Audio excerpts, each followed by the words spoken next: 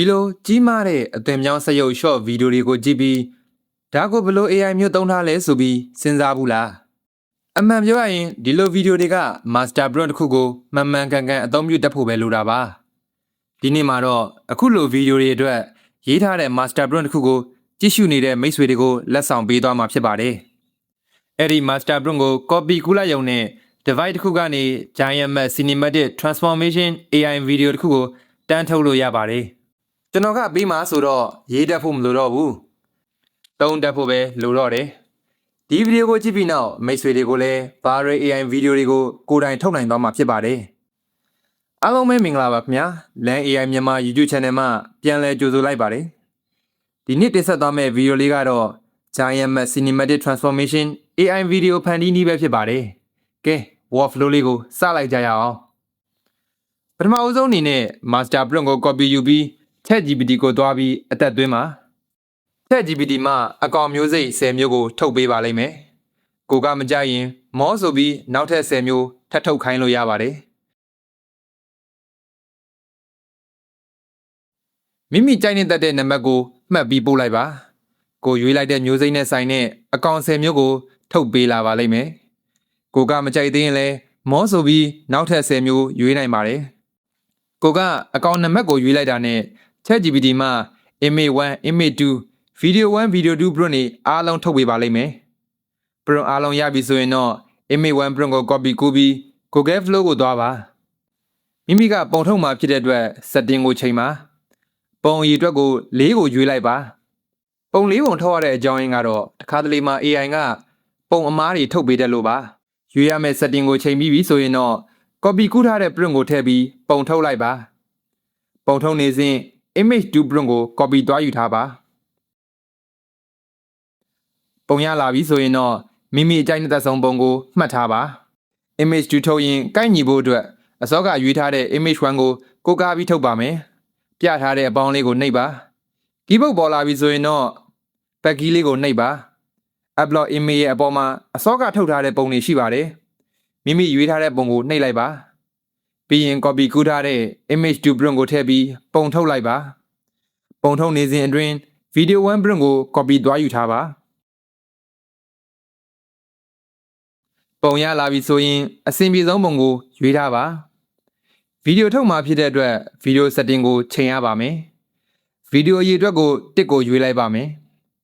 ဝိုင်းပြထားတဲ့ step frame မှာ image 1 ကိုထည့်ပါ end frame မှာ image 2 ကိုရွေးထည့်ပါဗီဒီယို 1 prompt ကိုထည့်ပြီးဗီဒီယိုထုတ်နိုင်ပါပြီဗီဒီယိုထုတ်နေစဉ်ဗီဒီယို 2 prompt ကို copy သွားယူပါဗီဒီယိုရလာပြီဆိုရင်တော့ဗီဒီယိုထောက်ပြီးဝင်ကြည့်လိုက်ပါ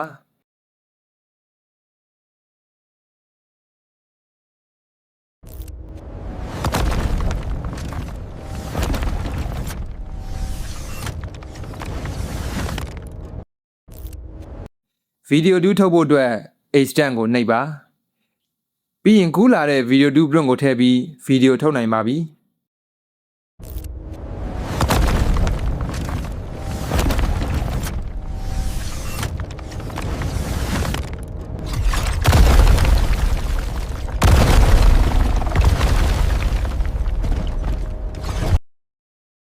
ဗီဒီယိုရလာပြီဆိုရင်တော့ download ကိုနှိပ်ပြီး Fullclit 720p ကိုရွေးလိုက်ပါခဏအကြာမှာ download notice ကြလာပြီး download ဆွဲပါလိမ့်မယ်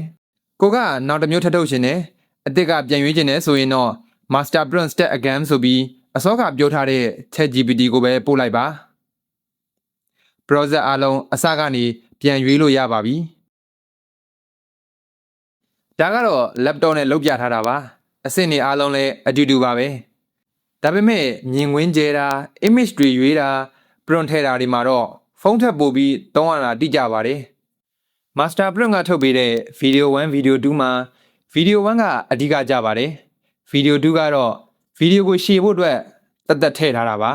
ကိုက video 1 နဲ့တင်လုံလောက်တယ်ဆိုရင်တော့ video ကိုတစ်ပုတ်ပဲထုတ်ပါ video 1 တစ်ခုနဲ့တင်လုံလောက်နေပါပြီ